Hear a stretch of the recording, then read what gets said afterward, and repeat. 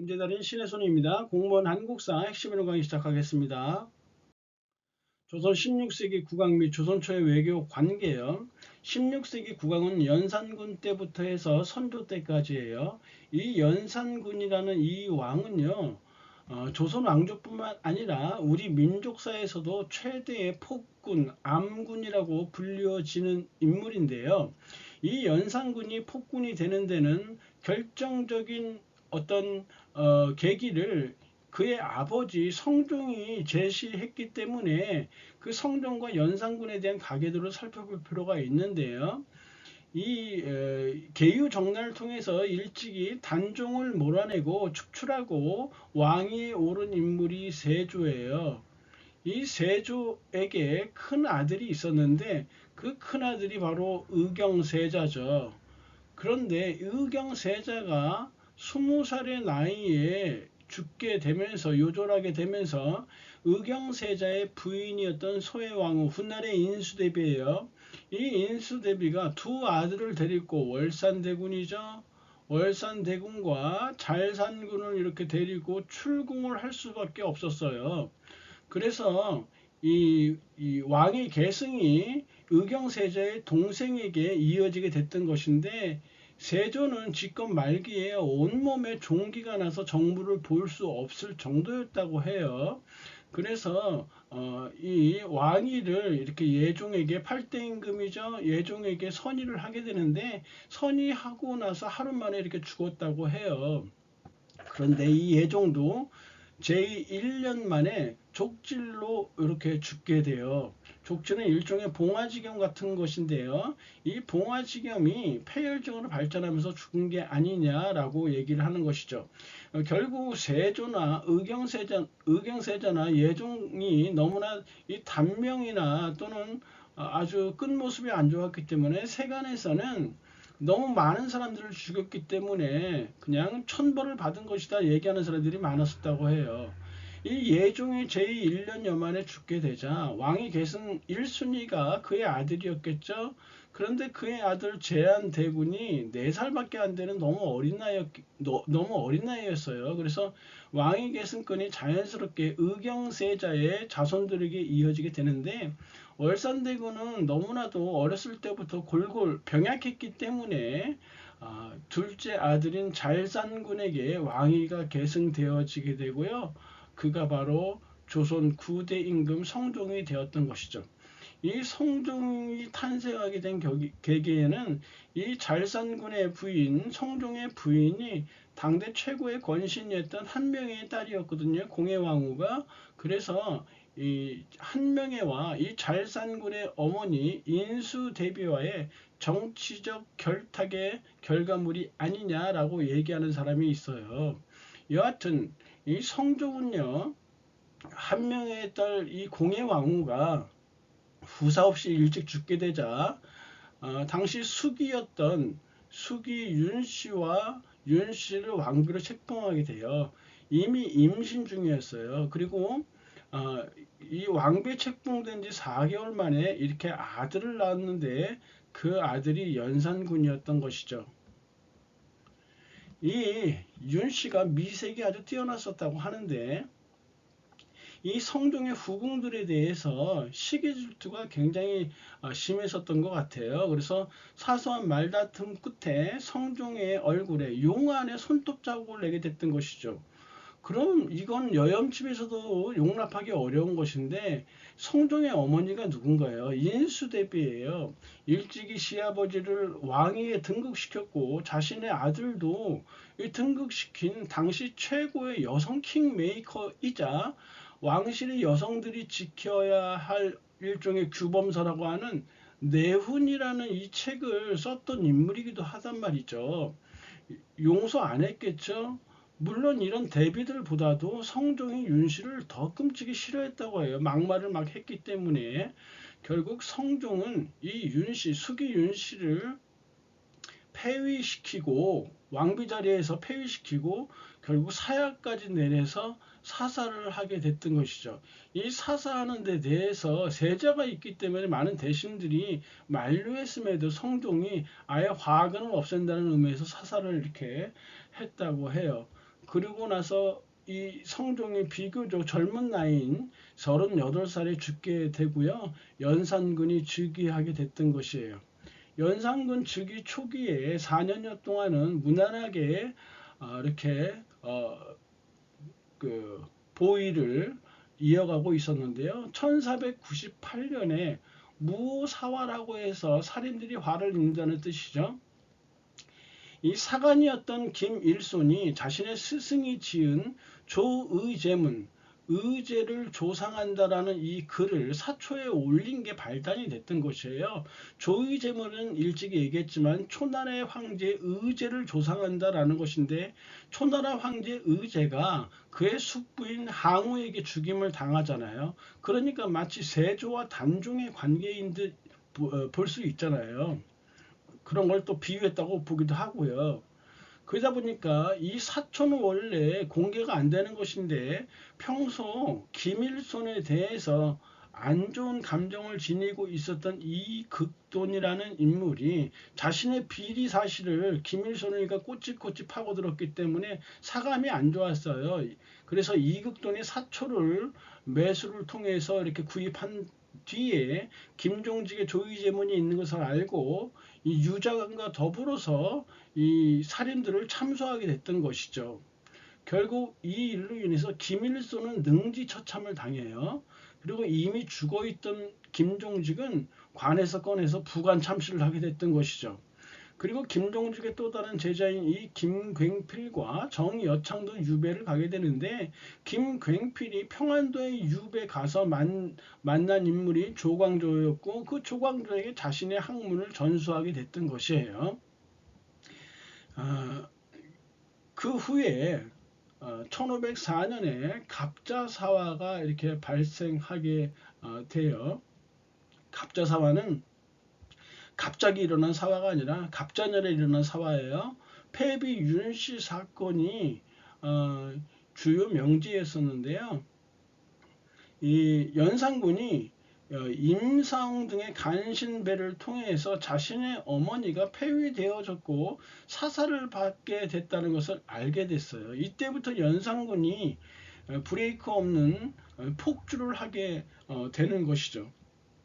이때는 사화라고는 하지만 살인뿐만 아니라 이 자신의 생모 사사 사건에 연루된 모든 일을 다 죽음으로 몰고 가는 거예요.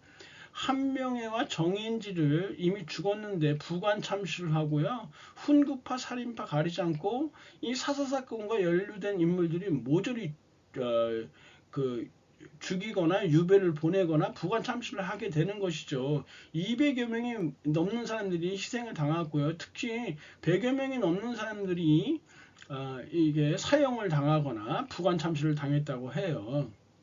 그리고 이때부터 연산군은 정말 악행이란 악행을 다 저지르게 이렇게 되는데요. 자신 아버지의 후궁, 그러니까 성종대왕의 후궁이었던 귀인 엄씨와 정씨를 한밤중에 잡아다 굴려놓고 무릎 굴려놓고 보자기를 씌워놨어요. 그리고 그들의 아들들인 이항과 이본을 불러서 매질을 하게 하는 거죠. 그래서 이 두 여자를 타살시켜서 선왕의 후궁을 타살시켜서 죽인다? 이거 어마어마한 사건이잖아요. 그것도 모자라서 이 두 여인의 살을 발라서 젓갈을 담아서 이렇게 뿌려버리게 되니까 어마어마한 거죠. 그리고 이 이항과 이본이라는 이 귀인 엄씨 정씨의 두 아들들을 데리고 인수대비전으로 들어가서 내 어머니를 왜 죽였냐고 그 인수대비의 가슴팍을 이 머리로 들이받기도 하고 막 그랬다고 해요. 그 충격을 받아서인지 인수대비는 한 달 후에 사망하게 되고요. 그리고 채홍사를 두어서 전국의 처녀들을 이렇게 불러 올리게 되는 것이죠. 한 2천여 명 정도를 불러 올렸는데요. 이러한 불러 올린 이 여성들을 흥청이라고 해서 집을 주고, 그리고 그들의 가족들에게는 조세나 노역 등을 면제시켰다고 하니까 국가 재정이 얼마나 바닥에 났겠어요. 그래서 이때 이 여성들 흥청이라고 했다고 했었잖아요. 흥청거리던 말이 이때부터 나왔다고 하죠. 그리고 어렸을 때 어렸을 때부터 자주 이렇게 놀러 가던 이 월산대군의 부인이 있어요. 자기에게는 큰 어머니죠. 승평 부부인 박씨라는 인물인데 이 승평 부부인 박씨에게서 어떤 생모의 정을 느꼈었던 것 같아요. 그리고 또 자기가 아들을 낳았을 때도 그 세자도 여기 이 승평 부부인 박씨에게 맡겨놓고, 그리고 승평 부부인 박씨도 또 이 연산군의 아들을 보고 싶다고 궁에 자주 찾아오고 그랬대요. 그러다 보니까 세간에 좋지 않은 루머가 퍼졌겠죠. 뭐 연산군이 승평 부부인 박씨를 회임시켜서 그 수치심에 승평 부부인 박씨가 이렇게 자살했다라는 얘기가 돌고 그랬다고 해요. 하지만 그거는 확인되지 않은 사실이고요. 이 승평 부부인 박씨와 연산군의 나이 차가 20살이 넘었고요. 승평 부부인 박씨가 회임하기에는 나이적으로도 맞지 않다라는 얘기도 있어요. 하지만 승평 부부인 박씨에게 매월 어떤 양식과 돈을 보내고, 그리고 승평 부부인 박씨의 동생인 박원종이 비교적 젊은 나이에 높은 직에 올라섰던 것은 바로 이런 연산군의 입김이 작용했다는 것은 분명했던 것 같아요. 여하튼 이 한글과 언론도 탄압해서 이 대간들, 말 많은 대간들 사관원을 폐지시켜 버려요. 말이 많다고. 그리고 혀는 화를 불러들이는 그런 도구니까 니들 말을 삼가해라 라는 신원패를 착용시키기까지 했었어요. 그러니까 일체의 어떤 언론 활동을 금지시켜 버리는 거죠. 언론 탄압인 거죠, 한마디로. 결국 이 연산군은 박원종과 성희한이 주도해서 그의 그 배다른 형제인 진성대군, 그들이 진성대군을 중종으로 이렇게 옹립해서 결국 연산군은 폐위되어지고 교동도로, 강화에 있는 교동도로 유배를 가게 돼요. 유배를 가서 결국은 31살의 나이에, 생일 하루 전이라고 하죠, 죽게 되는데, 마지막으로 자신의 조광지처인 중전 신씨가 보고 싶다라는 말을 남기고 죽었다고 하네요. 자, 중종이 이렇게 반정에 성공해서 왕위에 등극했는데, 처음에는 훈구 세력의 비호를 받아서 이렇게 등극을 했지만 점차 이들의 세력이 커지니까 견제의 필요성이 느껴졌을 거예요. 그래서 조광조를 위시로 한 사림을 등용해서 견제하려고 했어요. 조광조의 개혁 정책이요, 그 중에서도 훈구파의 위훈 삭제가 중요한데요. 위훈이라는 건 가짜 공훈이라는 얘기죠.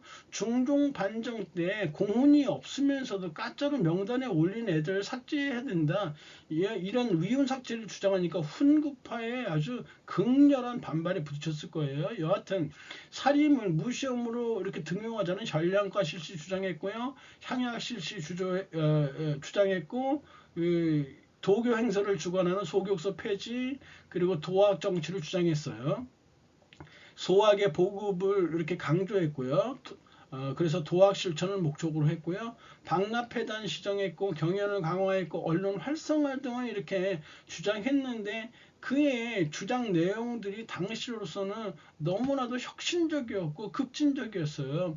이런 조광조의 급진 개혁은 훈구파의 반발을 사게 되고, 이 훈구파애들이 어떤 애들이에요? 남 모략하는 데는 일가견이 있는 애들이잖아요. 그래서 나뭇잎에다가 이 꿀 같은, 조청이나 꿀 같은 걸 발라서 이렇게 발라놓으니까 벌레들이 그 단 것만 이렇게 갉아먹겠죠. 그래서 갉아먹어서 글씨를 딱 보니까 주초라는 말이 된 거예요. 이거 합치니까 조씨예요. 그냥 주초위양이라는 이 뜻은 조씨가 왕이 된다는 의미예요. 이걸 통해서 살인파를 척결하게 됐던 것이죠. 이런 이 사화를 바로 기묘사화라고 해요. 벌레들이 나뭇잎을 깎아먹어서 글자를 만들어서 기묘하다, 기묘사화죠.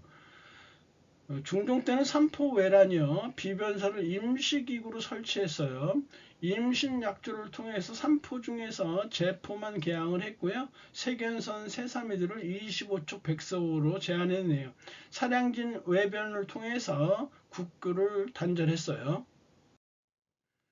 인종이 등극하는데요. 인종은 중종의 제1계비였던 장경왕후의 소생이고요. 인종이 등극함으로 인해서 장경왕후의 오래비인 유님이 집권하게 되는데 유님을 따르던 일파를 대윤이라고 해요. 그런데 인종이 1년 좀 넘은 시간 만에 갑자기 죽게 돼요. 그러면서 중종의 제2계비였던 문정왕후의 소생이 왕위에 등극하는데 그가 명종이에요. 그러면서 문정왕후의 동생이었던 윤원영이 정권을 장악하게 되는데 그 따르는 무리들을 바로 소윤이라고 했던 것이죠. 1545년에 4대 사화 중에서 을사사화가 발생하게 되어 왕실 외척 간의 갈등이에요. 대윤과 소윤의 갈등, 여기서는 바로 이 소윤들이 바로 대윤을 치게 됐던 것이죠. 이 척신들이 전국을 주도하게 됐던 거예요.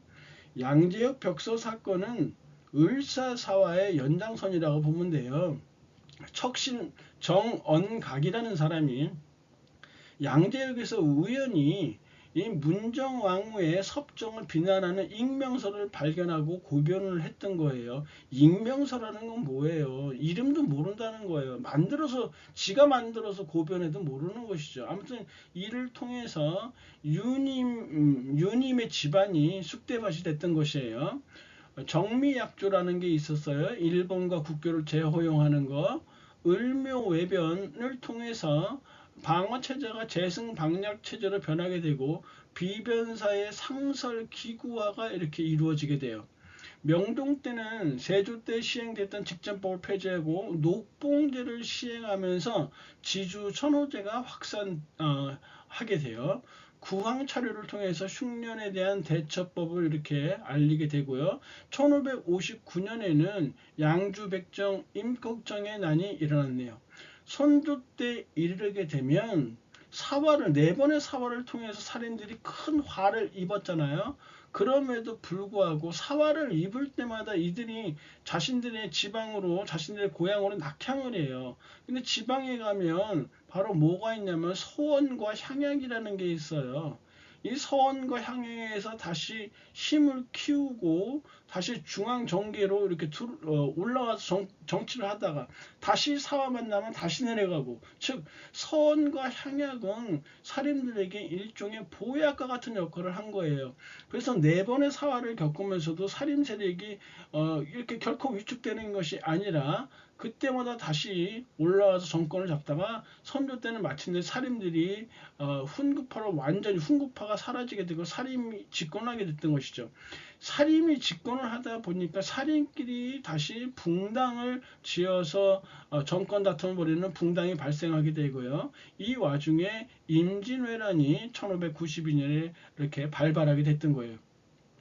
조선족 대외 관계는 크게 4대 교린이라고 볼 수 있어요. 명나라와는 4대 관계를 유지했는데 이 4대 관계는 무조건 큰 나라라고 해서 모시는 게 아니라 그들의 선진 문물을 받아들이겠다라는 현실적이고 자주적인 외교 관계라는 사실을 잊으시면 안 돼요.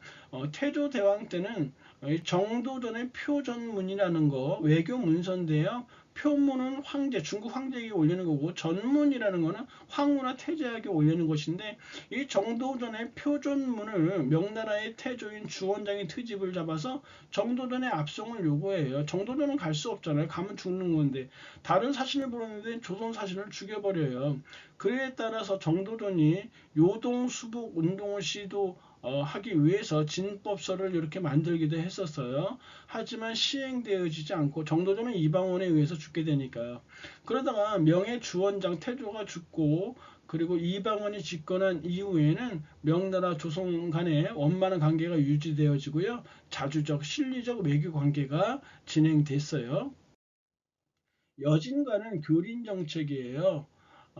태조 때 두만강 유역을 개척했고 이 교린 정책에는 한마디로 강경책과 회유책을 병행해서 사용한다는 거예요. 세종 때 최윤덕을 통해서 4군 압록강 유역이죠. 김종수의 두만강 유역 6진을 개척해서 오늘 압록강에서 두만강에 이르는 경계선을 확장하게 됐던 거고요. 회유책으로 태종 때 무역소를 설치하고 조국무역을 허용했어요. 사신접대에서는 부평관도 설치했네요. 그리고 3인 정책, 백성을 이주시키는 것이죠. 영토로만 개척하면 우리 땅이 되는 게 아니잖아요. 백성들을 이주시켜야죠. 그리고 이 지역에 토관제도를 실시했는데, 토관제도라는 거는 이 지역의 관리로 임명하는 걸 다 기피하니까 여기에 사는 이 토착민들을 이 토관으로 임명하는 거예요. 일종의 고려시대 때 사심관제도랑 유사하다고 보시면 돼요. 외하고도 교린 정책이에요. 태조 때 쓰시마 정벌 했고요. 세종 때 이종무를 시켜서 쓰시마 정벌을 또 했어요. 기해 동종이라고 해요. 그리고 세종 때 삼포를 개항했는데요. 부산포, 제포, 연포예요. 제포는 진해고 연포는 울산이고요. 외관을 설치했어요.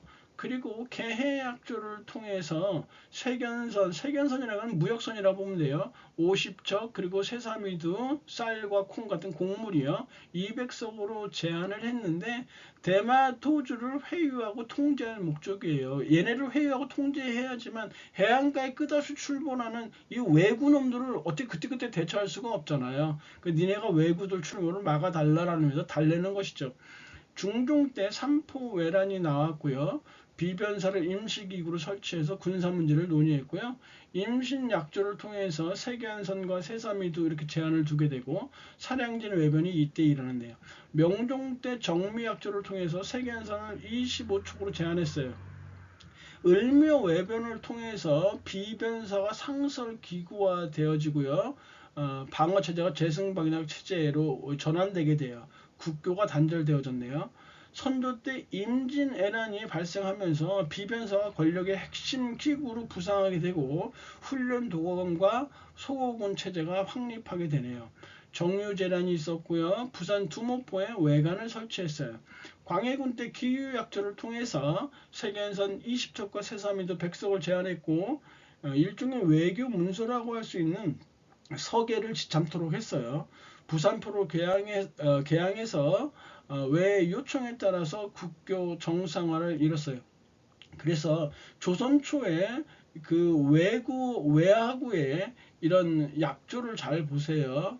이거 그렇게 외운다고 했죠. 개해, 임신, 정미, 기유니까 개가 임신해서 정미를 낳았다며, 개가 임신해서 사람을 낳은 거니까 개가 임신을 해서 정미를 낳았다며 기유, 이렇게 충청도 사투리를 좀 쓰면 되겠죠. 개가 임신해서 정미를 낳았다며 기유, 이렇게 기타 류큐, 시암, 자바 등과 교류를 했는데 조공과 진상 형식의 물자 교류가 이루어졌네요.